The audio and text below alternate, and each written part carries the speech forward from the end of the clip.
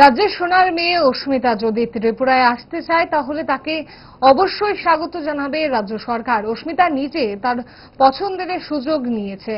রাজ্যে আসলে তাকেও যোগ্য সম্মান দিতে তৈরি রাজ্য সরকার। বিরোধীদের তুমুল সমালোচনাকে নস্যাৎ করে দিয়েছেন মুখ্যমন্ত্রী। আজ আগরতলায় সংবাদ মাধ্যমে অস্মিতা প্রসঙ্গে কি ছিল মুখ্যমন্ত্রীর প্রতিক্রিয়া দেখুন। গতকালও আমি দেখেছি আমাদের মাননীয় স্পোর্টস মিনিস্টার টিঙ্কু বাবু বিস্তারিতভাবে এই বিষয়ে বলেছেন। যারা বলছেন তারা কি করেছেন আগে ওদেরকে জিজ্ঞেস করুন।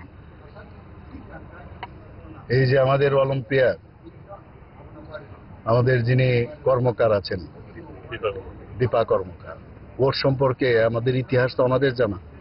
আমরা যেভাবে আমাদের পার্টি এবং কেন্দ্রীয় সরকার তখন ছিল তাদের সহায়তায় আমরা কিন্তু ওকে সেই ব্যবস্থা আমরা করেছি। তেমনি অস্মিতাদের এর আগেও আমার ফটো নিশ্চয়ই আপনারা দেখেছেন।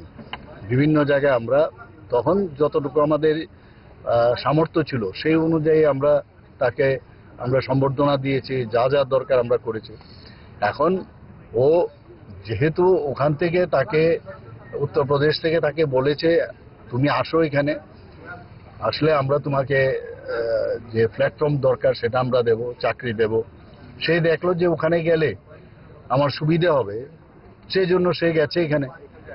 এতে তো অসুবিধার নেই, কিন্তু আমি বলবো যে সে যদি এখানে আসতে চায় আমরা নিশ্চয়ই তাকে ওয়েলকাম করব।